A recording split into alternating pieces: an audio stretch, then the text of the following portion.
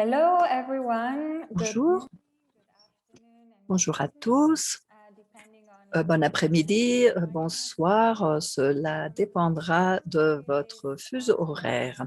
Et on soyez tous les bienvenus à ce creating of séminaire inclusive virtuel portant spaces sur la création for d'une ocean nouvelle génération de participants citoyens when it comes to euh, ocean. qui auront We des organize connaissances seminar des participation océans, and the la culture ideas des océans et presented la through our webinar. communication Today sur we'll les start sciences océaniques. and Merci d'être ici pour ce we'd like to séminaire virtuel qui durera introduce 1 heure. Elliot Avant de and commencer, pour Margarita ceux qui avaient déjà Rivadeneira. participé au séminaire antérieur, je vous rappelle que nous aurons l'interprétation simultanée en anglais, français, russe et espagnol. Vous pouvez utiliser cet outil qui se trouve au bas de l'écran. En plus, nous tiendrons une session de questions-réponses à la fin du séminaire. Nous avons activé les questions-réponses au bas de l'écran. Si vous avez des questions pour les intervenants, euh, vous pouvez les rédiger sur la case de questions-réponses. Si vous rencontrez des problèmes techniques, utilisez le chat et nos techniciens seront là pour vous porter soutien. Et je vois que il y a des participants qui arrivent encore. J'espère que la plupart est déjà là dans la salle. Je me présente et je présente les intervenants de cette session et je vais vous expliquer l'objectif du séminaire. Elisabetta Abonotto, je suis le coordonnateur des projets, le point de contact aux communications de la section des sciences océanographiques et je suis économiste. Ma spécialité, la communication environnementale et l'éducation. J'ai travaillé pendant plus de 5 ans en tout ce qui a trait aux océans. Je présente les intervenants de ce séminaire virtuel. Certains d'entre eux sont mes collègues. Francesca Santoro, spécialiste expert du programme de la culture océanique de la IOD UNESCO, M. Follonet de l'Université de Sao Paulo, de l'Institut des sciences marines, Vinicius Lindoso, fonctionnaire aux communications de la COI et collègue également. Bienvenue, Kira Colley, éditeur du magazine Echo Magazine.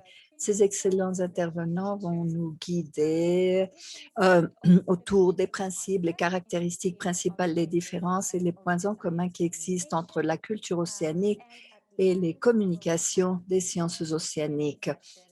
Et à la fin, nous tiendrons une session de questions-réponses et nous nous assurerons de répondre à toutes les questions après ces présentations. Et maintenant, je voudrais céder la parole à Francesca Santoro qui fera la première présentation, qui est notre première intervenante de la journée. Merci Elisabetta, merci à tous d'être ici, de participer à ce séminaire virtuel qui a été organisé avant l'Assemblée générale. Et le thème d'aujourd'hui portera sur la culture des océans et les communications sur la science océanographique. Nous verrons quelles sont les similarités, les liens qui existent entre ces deux thèmes. Depuis la perspective des experts et leurs connaissances. Et je vous montre quelques diapos qui vont spécifiquement expliquer ce qui est en train d'être développé dans le contexte de la décennie des Nations Unies pour les sciences océaniques et la culture océanique. Voici le cadre développé qui va guider toutes les actions, les projets, les programmes et les activités qui vont se dérouler dans le contexte de la décennie des Nations Unies pour les sciences océaniques. Bon, nous allons cela fait plus de 5 ans qu'on parle de la culture océanique, les débats ont été lancés, de nombreuses réflexions. Et la question est, que voulons-nous dire par le biais de la culture océanique? Je ne sais pas si vous êtes déjà familiarisé avec ce concept qui a été créé aux États-Unis. C'est un groupe de scientifiques et d'éducateurs, d'enseignants qui se sont rendus compte que la connaissance sur les océans et dans l'éducation formelle était très, très faible. Et pour trouver la manière d'inclure plus de contenu sur les océans dans l'éducation formelle, ils ont créé un cadre qui est fondé sur ces principes essentiels qui mettent en exergue toutes ces connaissances et c'est par l'entremise de cette initiative lancée par les États-Unis que bon nombre d'autres pays et d'autres régions ont repris le concept, l'ont adapté à leur région et l'ont inclus non seulement dans l'éducation formelle, mais l'éducation informelle également. Et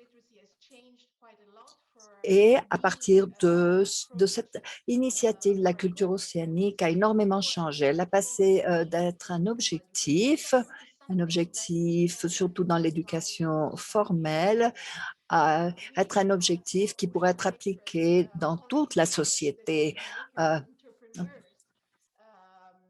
Évidemment, cela vise les entrepreneurs, les concepteurs de politique, bien sûr, ils doivent tous s'impliquer, tout le monde doit s'impliquer pour ainsi pouvoir faire face aux défis urgents qui doivent être envisagés dans le contexte de la santé de nos océans. Nous savons tous très spécifiquement que l'initiative de la décennie des Nations unies pour les sciences océaniques existe et qui va nous aider à réunir toutes les parties prenantes autour d'une mission en commun. Et comme vous le savez peut-être déjà, et ce que nous voulons faire pour ce que nous souhaitons faire pour parvenir aux océans que nous voulons voir. Et ceux qui sont impliqués dans la culture océanique, nous avons travaillé avec eux, avec les experts, avec les praticiens de la culture océanographique et les parties prenantes issues de nombreux secteurs, pas seulement les experts de la culture océanique. Et c'est pour cela que nous avons organisé de grandes initiatives de consultation avec eux. Nous avons également dispensé un atelier à Venise où je suis établie pour ainsi lancer des débats. Quels sont les éléments à être mis en avant dans le contexte de cette culture des océans? C'est ainsi que nous avons obtenu le cadre que je vous montre sur l'écran et formé, composé de trois éléments. Le fondement de tous nos débats, le contexte, et lié au contexte, en fonction du contexte, nous avons spécifiquement quelque chose que je tiens à souligner. C'est par le biais de cette culture océanique que nous voulons promouvoir la narrative d'une science inclusive. Et c'est quelque chose qui intéresse énormément cette décennie des Nations unies, que tous se sentent impliqués, que tous se sentent qu'ils peuvent participer à des tâches scientifiques dans ce domaine tout spécialement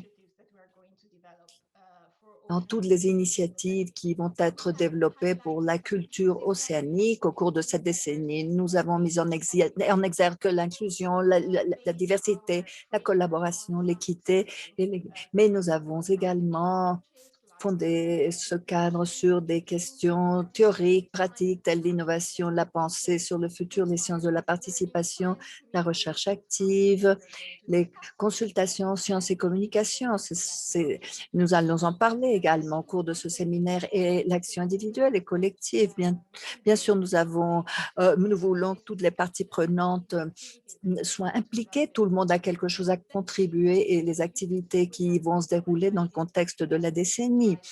Vous verrez que nous avons valorisé des différentes parties prenantes qui comprennent les organisations intergouvernementales, les représentants du gouvernement, la société civile, les musées, les artistes, les enseignants, les médias, les bailleurs de fonds. Et au cœur de toutes ces activités, nous avons également les activités qui vont se dérouler dans le contexte de la décennie et nous mettons l'accent sur le fait que c'est la culture océanique, la culture qui est liée à l'apprentissage et liée également à offrir des outils et autonomiser les personnes pour qu'elles sentent qu'elles sont impliquées et qu'elles participent à toutes ces initiatives. Et tout cela, bien sûr, en vue de contribuer aux objectifs et les résultats des objectifs des Nations unies. La décennie a identifié des défis et des résultats liés à la culture des océans. Au savoir sur l'océan et qu'on s'engage et on s'implique, on souhaite contribuer aux ODD, pas seulement à l'ODD 14, mais euh, tout ce qui est lié à la culture océanique, l'ODD 4, l'éducation de qualité et d'autres liés à la consommation, la production, l'action pour le climat.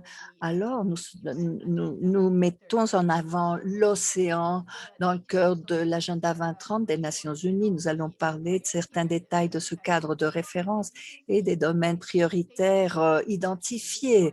Vous pouvez voir par l'entremise de cette consultation qui a été réalisée, nous avons 4 priorités: l'éducation formelle, les politiques, l'action de la société et la communauté.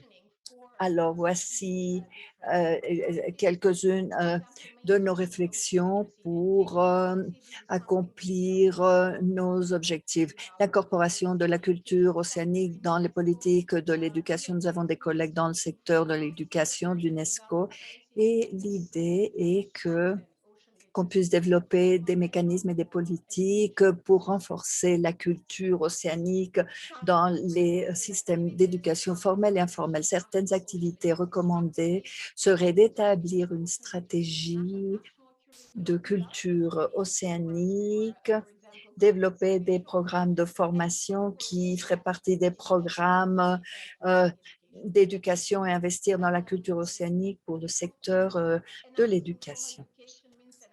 Et bien sûr, euh, l'amélioration de l'éducation formelle veut dire améliorer la culture océanique dans tous les établissements formels d'éducation à tous les niveaux. Nous devons commencer à un très jeune âge et il est nécessaire de considérer la culture océanique et le rôle de l'éducation dans le futur. Après la pandémie, c'est quelque chose que les communautés globales envisagent.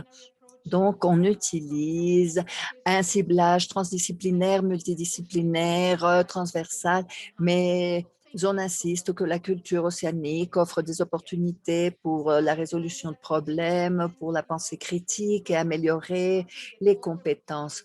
Certains résultats souhaités dans le cadre de l'éducation formelle, je ne sais pas si parmi les enseignants, parce qu'ils n'ont pas cette formation. Comment vont-ils s'y prendre quand ils étudient leur carrière? Il doit y avoir des échanges de connaissances entre les experts, les enseignants, avoir et générer des opportunités pour qu'il y ait une éducation fondée sur la nature dans les programmes scolaires, mobiliser l'action de la société et des entreprises. Toutes les parties intéressées devraient s'engager, surtout dans tout ce qui est lié aux océans, parce qu'ils peuvent également faire partie du travail qui sera développé.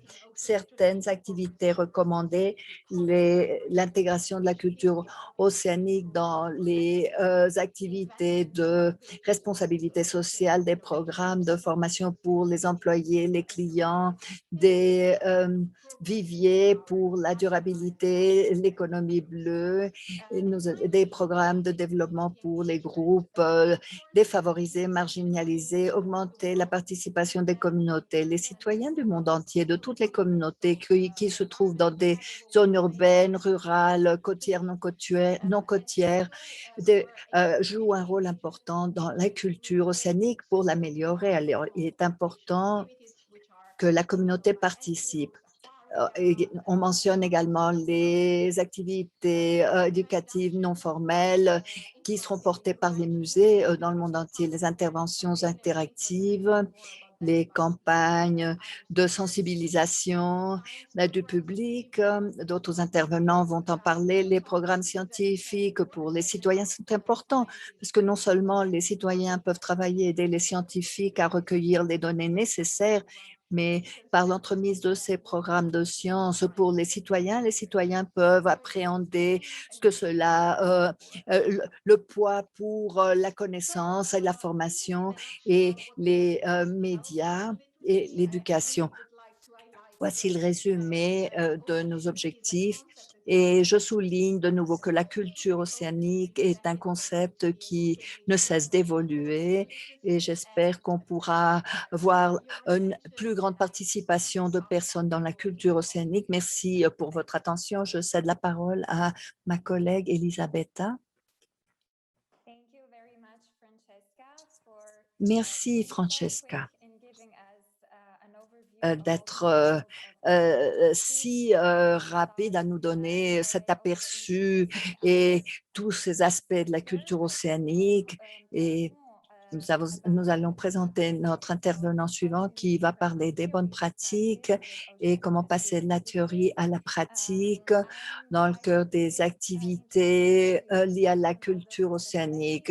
Monsieur le professeur Ronaldo Cristofoletti, qui va nous faire une présentation sur les bonnes pratiques de la culture océanique. Vous avez la parole. Merci Elisabetta, Francesca. C'est un véritable plaisir que d'être ici, de me réunir, d'être ici parmi vous et pour célébrer la journée des océans qui va bientôt être tenue. Bon, Francesca nous a parlé de la culture océanique et cela nous porte à réfléchir. Qu'est-ce qui se trouve derrière ce concept? Comment passer de la théorie à la pratique? Je suis Ronaldo du Brésil, de l'Université fédérale de São Paulo et je collabore actuellement avec le groupe des communications de la COI. C'est un plaisir que d'être ici et de pouvoir parler de ces thèmes et parler de la culture océanique et la communication de cette culture. Et je vais maintenant me pencher sur le concept de la culture océanique.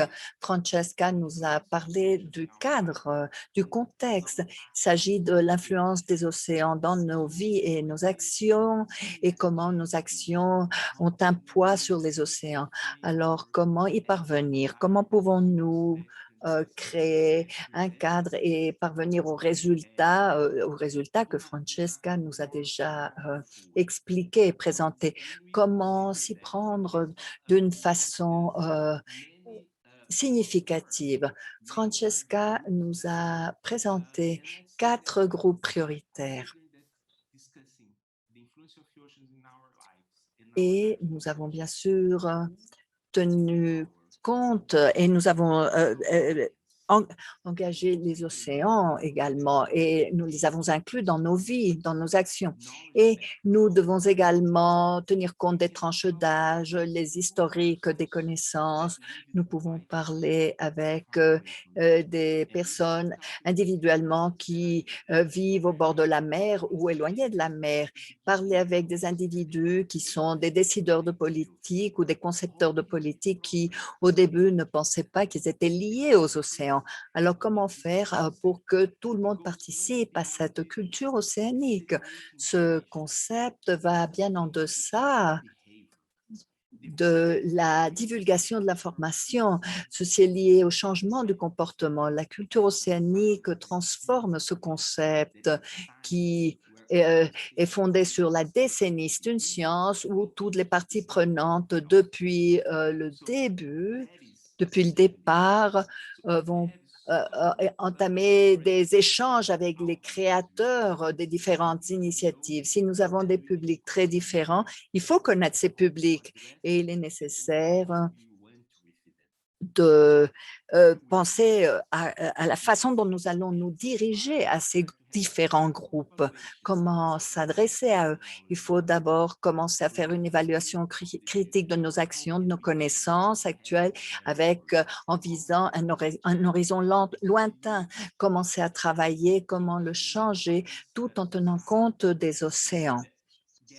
Si nous analysons la société, Et nous pouvons déjà observer les 4 groupes présentés par Francesca. Nous parlons avec les écoles, on travaille avec les écoles. Voici une des manières dont on peut travailler. Il y a un concept développé par le Portugal et qui prend de l'essor en ce moment en Europe. Il y a un réseau d'écoles bleues. C'est un mouvement qui relie toutes ces écoles et les élèves reçoivent tous une éducation sur les océans, que les écoles participent, que les étudiants participent, les communautés également, pour voir comment ils vont pouvoir inclure ces thèmes portant sur les océans dans leurs programmes scolaires, leurs actions et les établissements scolaires où ils se trouvent. Et comme l'a bien dit Francesca, pour formuler des politiques éducatives, que faut-il changer dans le cadre de ces politiques? Ces politiques n'indiquent pas que les océans soient une priorité dans les programmes scolaires. Donc, il est nécessaire, j'ai parlé des écoles bleues, c'est un très bon exemple lié au système d'éducation. Bon, si on parle des preneurs de décision, il nous faut travailler avec les meilleures idées dérivées des 7 principes des océans et les défis que cela pose et représente, aussi bien au niveau local qu'au niveau global. Et les preneurs de décision doivent avoir les meilleures connaissances, doivent se doter des meilleures connaissances pour mieux soutenir les décisions qu'ils prennent, pour ainsi pouvoir viser à la durabilité des océans. Nous pouvons participer encore plus avec le secteur privé ou le secteur de production et où le processus de production, de développement et d'innovation commence à réfléchir. Comment pouvons-nous faire que nos processus internes de production soient effectués pour le plus grand bénéfice des océans avec de meilleurs investissements et des initiatives. Tout cela est lié au changement de leur processus et à la recherche de la durabilité des océans. Et certains exemples à la COI qui est porteur de plusieurs initiatives et qui font une grande différence. Et comme l'a dit Francesca, les communautés en général, les communautés locales. Quand on parle du système d'éducation, cela n'a pas seulement, ne parle pas seulement des écoles, mais ce qui se trouve au-delà des murs de l'école pour intégrer les espaces non formels d'apprentissage et également la société civile. Il est nécessaire que la société civile participe, que la culture des océans soit présente tous les jours, partout, pour que chaque individu commence à réfléchir. Que puis-je faire pour marquer la différence dans ce processus? Et en plus de la présentation de cas spécifiques, j'ai sélectionné 5 thèmes qui vont nous présenter de bonnes pratiques pour parvenir à des résultats souhaitables. Primo, comprendre les océans, que tout le monde appréhende les océans et l'influence des océans dans nos vies et les actions que nous réalisons. C'est bien plus que de recevoir des informations. C'est véritablement l'intégration de cette information dans nos activités quotidiennes. Et pour ce faire, un point important, un seul mot. Nous n'avons pas à dire ou à faire quelque chose de différent. Tout simplement, nous devons vous inviter à participer. Vous devez vous engager. Il faut vous écouter plus que parler, voir quels sont vos souhaits, quels sont les écarts.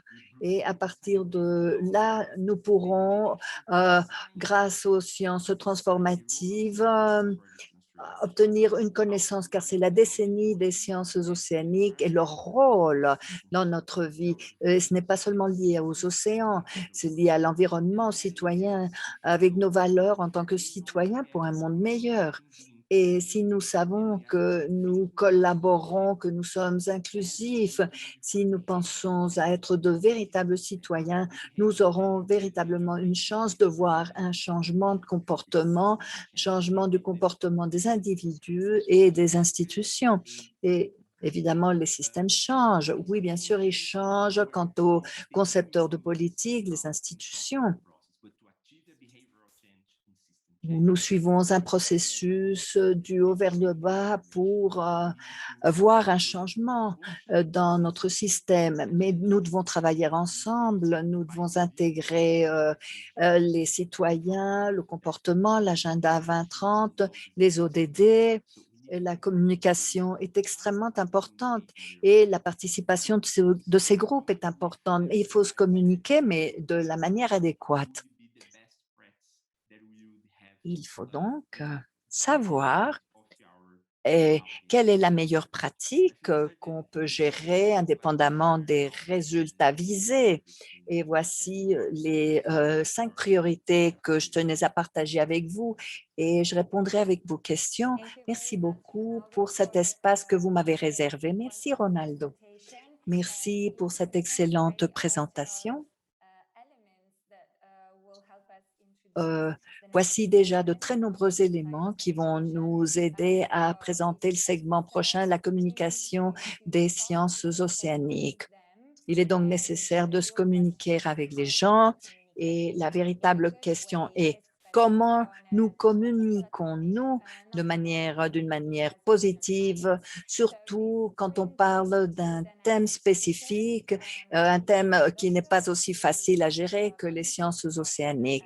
Maintenant, Vinicius Lindoso, qui est fonctionnaire aux communications dans la COI et il a apporté les efforts de communication pour la décennie des sciences océaniques. Vini, tu as la parole. Elisabetta, merci beaucoup. Bonjour à tous. Je suis très heureux de pouvoir participer à ce séminaire virtuel avant l'Assemblée générale. La communication, c'est ma profession, c'est ce que je fais au quotidien dans mon travail. Et en même temps, je travaille aux communications institutionnelles des océans et il est important de penser si ce que nous sommes en train de faire, on le fait d'une façon correcte et adéquate. Il faut traiter de ce thème. Je ne vais pas trop parler de la situation des communications.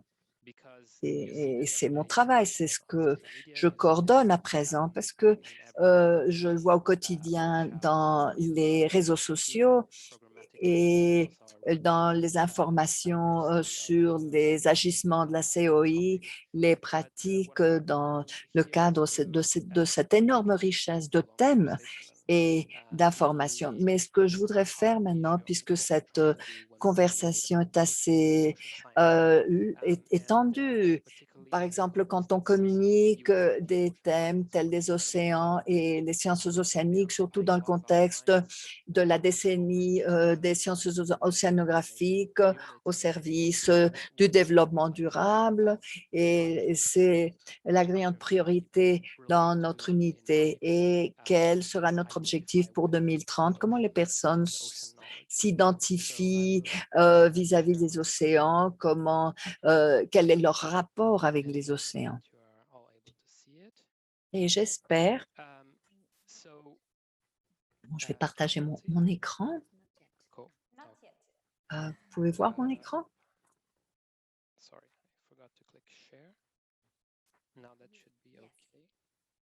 Great. So I'd like to tell you a story. Et je tiens à vous raconter une histoire. Je vais vous raconter une histoire.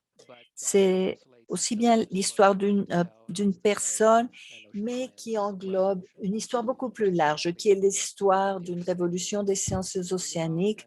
Et c'est justement ce que la décennie des sciences océanographiques tient à accomplir. Et c'est ce que Francesca Ronaldo essaye de faire au niveau global et à l'échelle nationale également. L'histoire personnelle que je tiens à vous raconter va nous parler de Gladys Abou. C'est une jeune doctoresse des îles Solomon et des îles Marshall. Elle a gagné le concours de beauté Mademoiselle Miss Solomon. elle est militante, elle est impressionnante, elle est chercheur par son propre droit, comment nous pouvons communiquer les sciences océaniques ainsi que les connaissances traditionnelles dans les régions côtières et les régions du Pacifique. Quand j'ai quand j'ai écouté l'histoire de Gladys et on m'a parlé de Gladys, j'ai véritablement compris que c'est ce qu'on devrait essayer d'incorporer dans tous nos types de communication, quelle que soit la communication sur les océans, donner un visage à nos communications. L'océan ne traite pas seulement des espèces marines, de l'eau, de la planète, mais elle traite des personnes, des histoires. Mais je ne sous-estime pas la valeur des océans de la planète, puisque nous obtenons des bénéfices de notre planète. Sans la planète, on ne peut pas survivre. Mais quand nous communiquons, nous devons avoir une perspective sceptique et pragmatique. Qu'est-ce qui va faire que cette histoire à raconter soit bien transmise, bien véhiculée vers les personnes pour que ces personnes s'intéressent à ce qu'on dit? Et une des grandes retombées de ces activités humanitaires, c'est que les personnes s'intéressent. Pour les personnes s'intéressent aux vies quotidiennes des autres personnes. Alors, on s'implique dans ces histoires de l'océan par le biais des impacts et des retombées que cela aura dans notre esprit. C'est pour cela que la culture océanique est si importante et c'est un pilier si important de la communication de masse. Il est important que les personnes comprennent les impacts des océans sur leur vie et l'impact qu'ils ont sur les océans. Et c'est pour cela que c'est ce que toutes les histoires océaniques doivent envisager et les mettre à profit. Alors, le problème que Gladys a traité, c'est le niveau de l'eau qui ne cesse d'augmenter, le niveau des océans qui monte. Et c'est un problème des zones marginalisées et dans les médias, et c'est un problème également en Europe, mais l'élévation du niveau des océans n'est pas un problème qui devrait nous intéresser dans 50 ans. Cela n'est pas seulement arrivé à Gladys et à ses grands-parents et à sa famille. Cela n'arrive pas seulement dans les zones côtières du Pacifique, dans les îles côtières, dans les îles du Pacifique, les côtes africaines ou les Caraïbes, mais c'est une situation qui euh, euh, arrive en ce moment dans les économies développées. Un exemple, aux États-Unis, il y a 400 villes qui vont s'inonder constamment vers la fin de ce siècle. Quand je parle de 400 villes euh, et de, et de zones pas seulement en bord de mer, nous avons déjà vu des films. Je parle également de villes telles Manhattan, la ville de New York. C'est quelque chose qui devrait nous faire réfléchir. Quand je vous parle d'histoire de personnes, il faut également se centrer sur les sciences, la connaissance. Et peut-être ici, vous verrez la science est comme quelque chose qui peut être échangé. Bon, pour moi, la science est quelque chose d'inclusif qui comprend une appréhension scientifique et ce qui provient de l'héritage des communautés autochtones et les pratiques exercées dans de nombreuses régions du monde. Il est nécessaire de comprendre les sciences. Et ce qui semblerait être simple pour la science ne l'est jamais.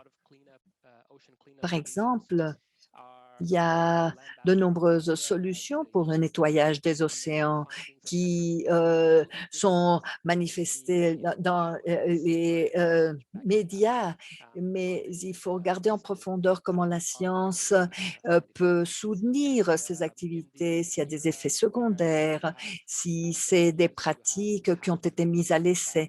Et là, actuellement, quand on a maintenant des vérités qui sont un peu, qui ne sont pas des vérités et des fake news et des fausses nouvelles. Bon, il faut toujours faire le triage. Et si nous racontons les histoires des personnes et si nous comprenons l'importance de raconter cette histoire liée à la compréhension et à la connaissance, qu'allons-nous faire dans 10 ans dans le contexte de la décennie des océans, mais dans le contexte de nos activités, de nos agissements au quotidien. Alors, nous allons le voir à partir de la perspective de la COI et bien d'autres partenaires. Et dans le nombre de pays qui sont ici présents, qui sont tous aujourd'hui rassemblés, on essaye de sortir les océans et les mettre en exergue. Bon, la stratégie de la communication, pour moi, au niveau personnel, c'est ma stratégie. Et bien sûr, nous aurons tous notre propre mantra et c'est quelque chose que je mets en avant chaque fois que j'entame une communication. Il me semble que nous ne sommes pas en mesure d'aider les océans quand nous limitons la portée à des thèmes environnement exclusivement parce que l'océan est lié à tout, à la mode, à la culture, à l'économie, à la politique, à la prise de décision. Et au niveau le plus élevé, les océans sont liés à la vie et il ne faut pas l'oublier. Il faut toujours encourager cette perception, que ce soit qu'on parle avec des journalistes ou avec des personnes qui lisent ces nouvelles ou qui lisent les bulletins que nous publions tous les jours. Donc, les océans ne sont pas seulement liés à l'environnement, mais il y a quelque chose de beaucoup plus large. La manière dont on aborde ce thème euh, est tripartite. Comment changer la page de cet océan en dehors de la page de l'environnement? Il faut le regarder dans tous les domaines les plus diversifiés dans nos vies quotidiennes. Et nous devons comprendre comment est-ce que l'océan interagit avec tout cela, où se trouvent les problèmes scientifiques inhérents à tout cela, quels sont les écarts, les découvertes. Et il y a tellement de choses intéressantes qui sont disponibles. Et c'est assembler toutes les pièces du puzzle et nous avons créé une histoire des océans fondée sur la connaissance critique, mais qui peut également élargir notre engagement dans tous les secteurs de nos publics, que nous parlions avec des concepteurs de politique, avec les citoyens, avant de conclure, je vais parler de 2 activités que nous gérons en ce moment liées à l'océan, mais ce sont également des activités de la COI, portées par la COI et j'y ai participé avec grand plaisir. Nous avons établi une coalition globale sur les médias océaniques avec Spark News, mais c'est également quelque chose et c'est une activité au niveau national sans donner trop d'informations. Ronaldo est en train de créer cette coalition de médias des océans au Brésil où ils ont vu de grands impacts avec de grandes retombées et nous espérons que ce sera un programme pilote pour d'autres pays. Ce que la coalition essaye de faire, c'est d'entamer des échanges avec les journalistes, les blogueurs, les influenceurs les personnes qui exercent de l'influence et leur parler des océans. Le mantra est sortons les océans de la page de l'environnement et il faut créer des histoires sur l'océan dans toutes les sections de votre journal et de vos magazines. Et les journaux qu'on lit, les magazines qu'on lit au quotidien. Cette coalition fait beaucoup de travail, mais quand on va plus loin, nous pouvons également impliquer la société dans toute son échelle, ayant une campagne officielle de masse qui est intitulée La génération océanique. On va le faire en identifiant les histoires de personnes qui agissent sur la base des connaissances pour la protection et la sauvegarde des connaissances sur l'océan dans le monde et pour inspirer toutes les personnes pour qu'elles s'impliquent dans cette nouvelle génération océanique et qu'elles participent. Quand je parle de génération océanique, les gens pensent « Ah, c'est les jeunes ». Mais non, il ne s'agit pas seulement des jeunes. Nous voulons créer ce terme génération océanique pour que les personnes se soucient un peu parce que nous avons une responsabilité, que nous ayons 9 ans ou 90 ans. Si nous sommes vivants sur cette planète, la Terre, nous sommes responsables d'être la première génération globale qui pourra sauver ce système. Si nous ne le faisons pas, les conséquences, on ne peut même pas les imaginer, ni pour notre génération, ni pour les générations futures. Et je vous laisse maintenant. Bon, nous n'avons pas trop de temps. Je crois que j'ai déjà dépassé le temps qui m'était réservé. Alors, je repasse le micro à Elisabetta. Merci beaucoup. Merci, Vinnie. Votre présentation a été formidable, une grande aspiration. Tu penses que tu as dépassé ton temps? Non, aucun problème. C'est un plaisir pour nous d'écouter tout le travail que vous avez entamé pour les océans et la création de la génération océanique. Et je cède la parole à l'intervenant suivant. Vinnie a déjà présenté le thème pendant sa présentation, comment les magazines et les médias et les journalistes peuvent participer à cette conversation, à ces échanges. Alors, pour mieux répondre à cette question, sera d'écouter Kira Colley du magazine Eco Magazine, qui est une publication sur les sciences océaniques, qui a collaboré avec la COI et ils ont une édition spéciale pour la décennie des océans. Alors, nous sommes tous prêts à écouter Kira. Kira, tu as la parole. Bonjour, bonjour à tous. C'est un plaisir d'être ici. Merci, j'ai partagé des histoires sur l'océan depuis il y a déjà 10 ans que je partage des histoires et c'est un honneur d'être l'éditeur de cette publication pour partager ces histoires avec un public plus large. Et bon, dans le meilleur des cas, ces recherches peuvent autonomiser les recherches pour les organisations et qu'on puisse relever les défis des océans en améliorant les rapports avec les parties prenantes, les politiques, l'industrie et la société civile.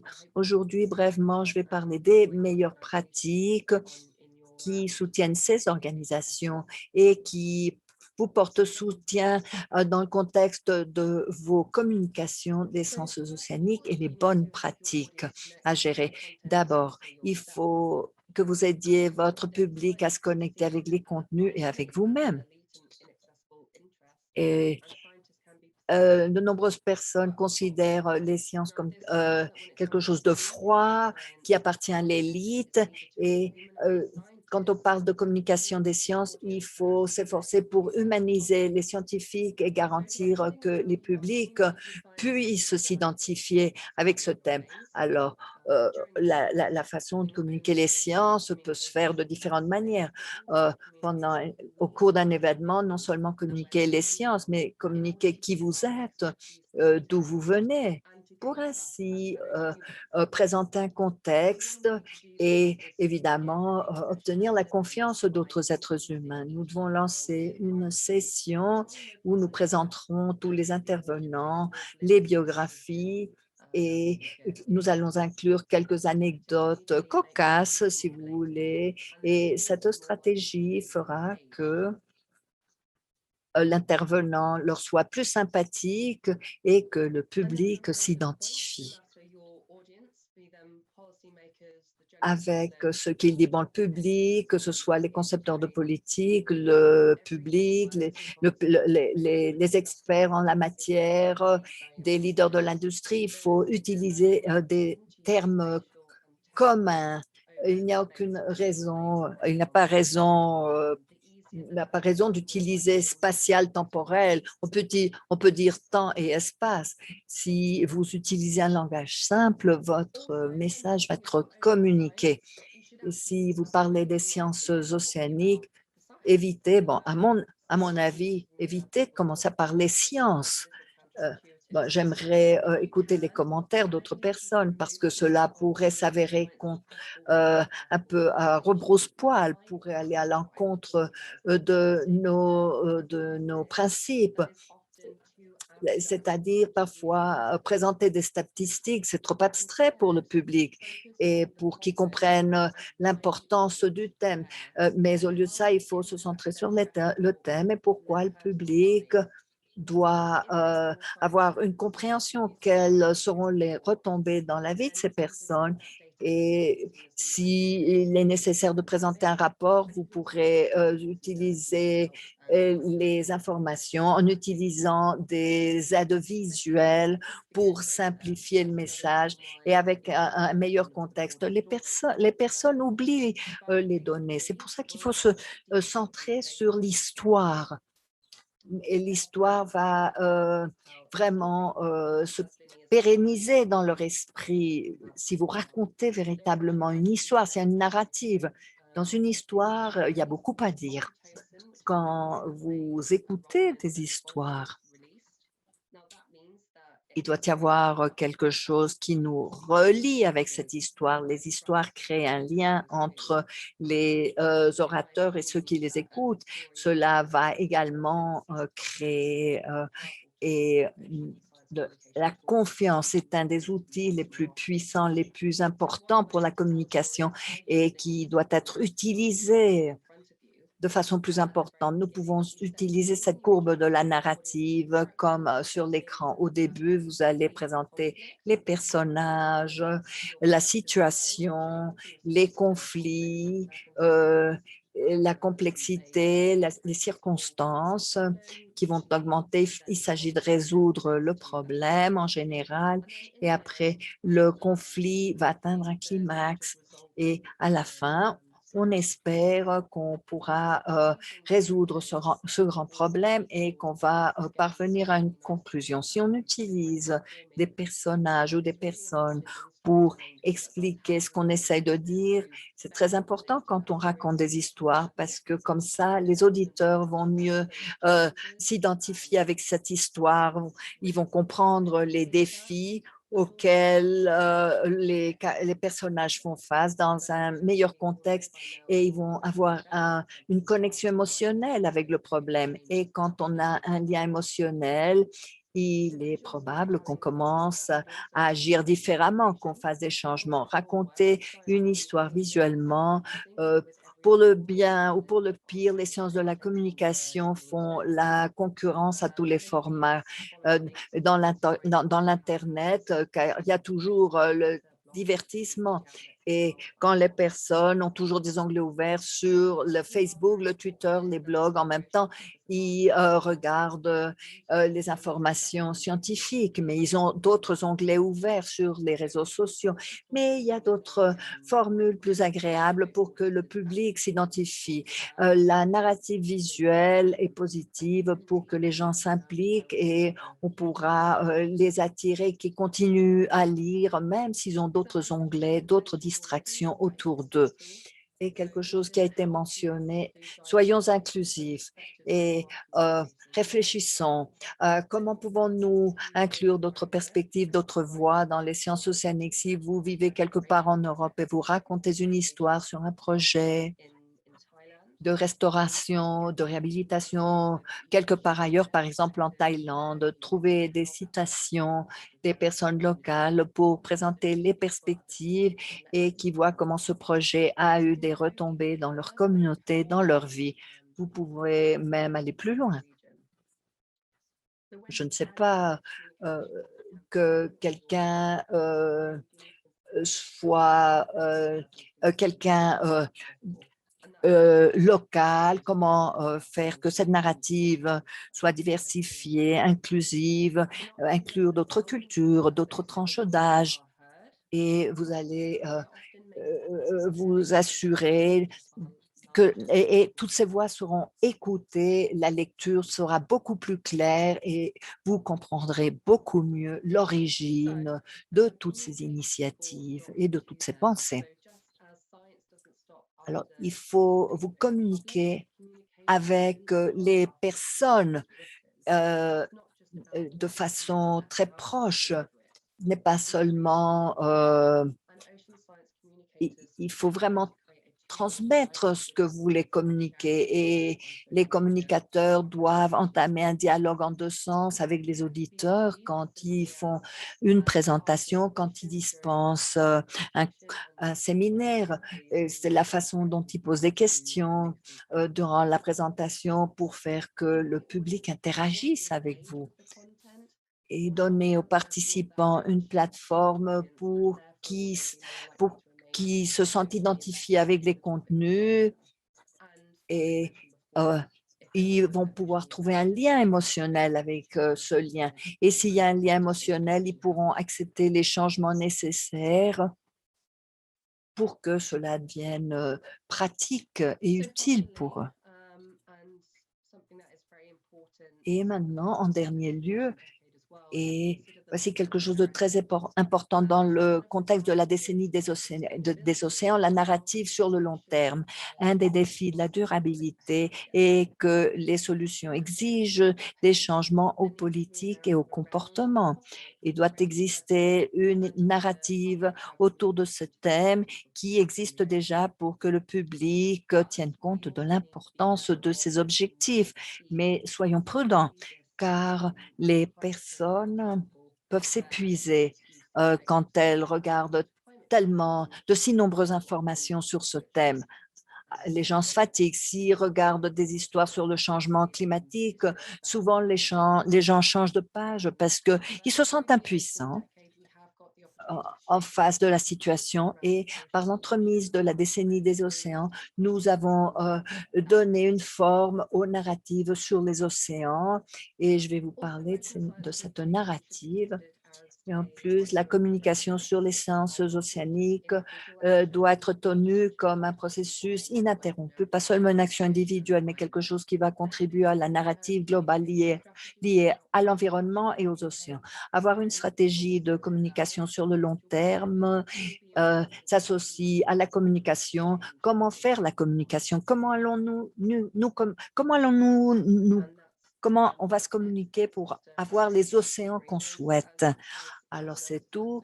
Et c'est une synthèse, un résumé très bref.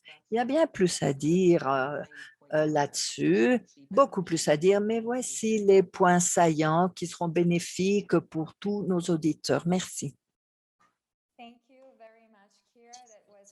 Merci, Kira. Votre intervention a été très utile. J'espère qu'elle sera également utile pour nos auditeurs. Et je refais l'invitation à tous nos participants pour qu'ils lisent le volume qui a été publié sur les océans. Je remercie Vladimir, le secrétaire général, Kira, merci pour cet excellent travail et que vous avez fait pour cette publication si importante qui est déjà parue. Alors, oui, nous sommes en retard pour la session de questions-réponses. mais nous n'avons pas reçu de questions dans notre case de questions-réponses. Alors, nous n'avons plus que 5 minutes pour répondre aux questions que vous remonterez. Alors, en toute confiance, euh, vous allez taper votre nom sur la case pour savoir qui pose la question.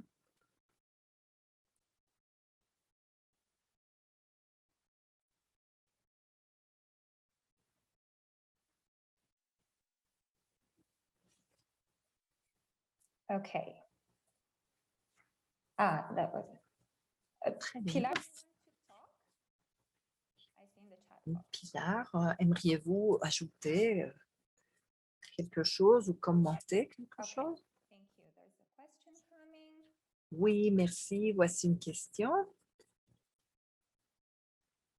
Okay, while Pilar is typing her question, I see another Bon. one in a Q&A box by On attend que Victor Pilar termine de O'Hara. rédiger sa Sorry about my question. super bad Victor pronunciation. O'Hara. How to engage Oh, students vous to m'excuserez, help ma them prononciation est successfully terrible. navigate Comment the ocean? faire que les gens qui n'ont aucune connexion avec les océans participent? Ah, voilà une question très intéressante. Vinny et Kira pourront répondre à cette question. Oh, ou tous les deux. Kira, if you want to Vous go ahead, pourrez y just répondre. mention Kira, voudriez-vous répondre à cette that question? there is no Moi, such thing as je a vais definition of the ocean. We just faire want une to préface. get them to Il n'existe realize that aucune question qui n'ait aucune connexion avec les océans, mais il faut toujours se rendre compte quelle est la connexion avec les océans. Fréquemment, la connexion n'est pas si évidente pour les personnes qui ne sont pas près de l'océan, qui n'habitent pas en bord de mer, mais il y a toujours une influence de la mer sur leur vie. Tout simplement, il faut faire du travail supplémentaire pour savoir ce que cela veut dire et trouver le lien pour se rapprocher de la mer. Et il y a toujours une façon de se relier à la mer dans nos vies quotidiennes. Merci à tous les deux. Je relis le chat car voilà la question de Pilar. J'ai commencé à travailler sur un projet lié à l'environnement et aux océans. Et il est difficile d'atteindre les personnes et les communautés. Alors, Kira, vous avez parlé pendant votre intervention, vous avez parlé de la fatigue des personnes. Les personnes s'épuisent quand elles reçoivent tellement d'informations vis-à-vis du changement climatique. Pensez-vous que les océans peuvent adoucir cette fatigue? Oui, bon, il y a un risque. On pourra suivre la même voie de la narrative du changement climatique. Espérons que cela n'aura pas lieu. J'espère qu'on continuera à communiquer des messages positifs visant les personnes, les entreprises, pour qu'ils sachent que oui, ils peuvent faire la différence. Dans le cadre du changement climatique, les gens sentent qu'ils ne peuvent rien faire, qu'ils sont tout à fait impuissants et c'est pour cela qu'ils laissent tomber complètement. Alors, je pense qu'il faut s'assurer qu'on puisse commencer avec cette narrative depuis le départ et qu'on ne tombe pas sur cette même voie qui épuise les gens et où les gens se refusent à continuer et à participer alors qu'ils se rendent compte de la différence qu'ils sont en train de faire quand ils participent. Merci beaucoup, Kira. Et au nom de Pilar, Kira, il y a tellement de questions pour toi. Bon, c'est la dernière qu'on va vous faire, mais de quelle façon pouvons-nous éviter ces risques de campagne ou de propagande quand on parle de sciences océaniques et souhaiterions-nous promouvoir une conscience scientifique et une sensibilisation scientifique pour les citoyens? Alors, c'est une question de Kemal. Bon, voici des thèmes très délicats à traiter pour les experts en matière de médias scientifiques et les experts scientifiques. Bon, j'imagine qu'il parle ici de la manière dont on peut collaborer peut-être au quotidien avec les experts de différents domaines pour transmettre les messages corrects et adéquats et pour éviter que cela devienne de la propagande. Oui, Oui, c'est difficile. C'est un petit peu tortueux. C'est un peu tortueux car pour éviter la propagande, il faut avoir une bonne collaboration, de bons réseaux de communication pour que les gens comprennent qu'ils vont transmettre un message spécifique et qu'on voit quelles en seront les retombées.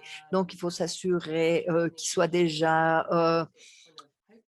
à bord de notre bâton et espérons que leurs messages vont suivre la même ligne euh, pour qu'ils puissent partager les narratifs de la meilleure manière possible.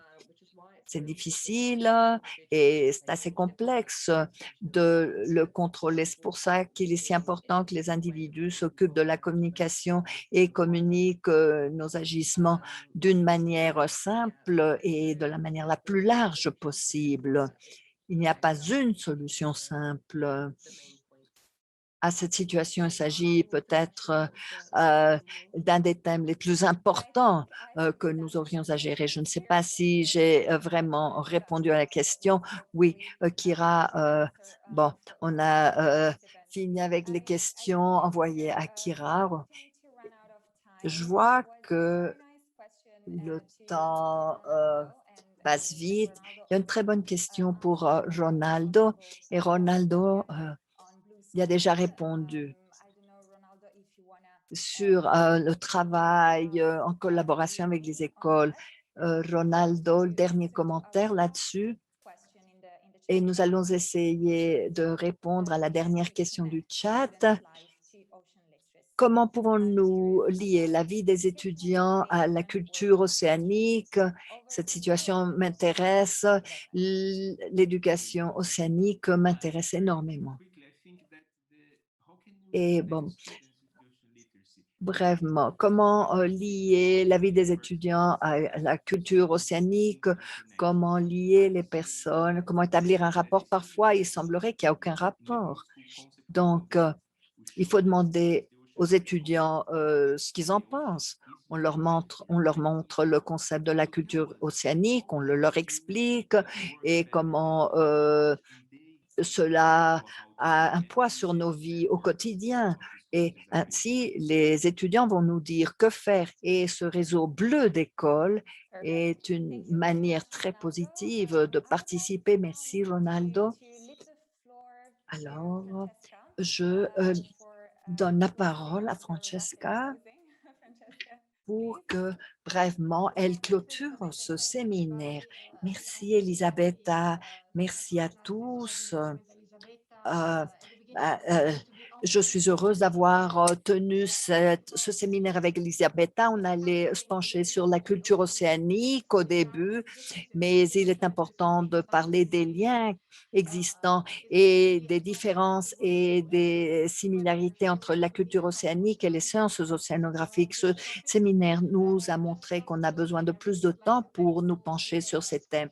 Et pour clôturer, je remercie tous nos orateurs et je remercie également le soutien technique, les interprètes qui nous ont tellement aidés à faire la communication. Je vous invite à partager vos histoires, vos narratifs sur les sciences océaniques et la communication de ces sciences océaniques, car nous avons écouté les experts et les personnes nous disent que le plus important, c'est l'échange d'idées.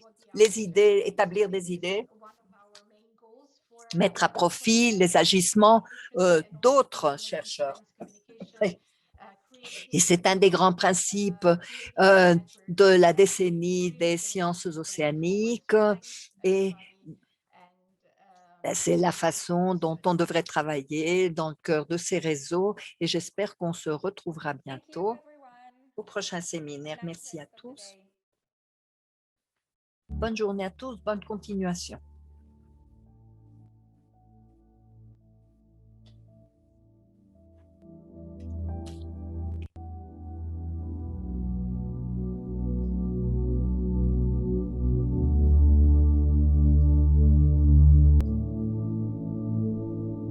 Thanks, everybody.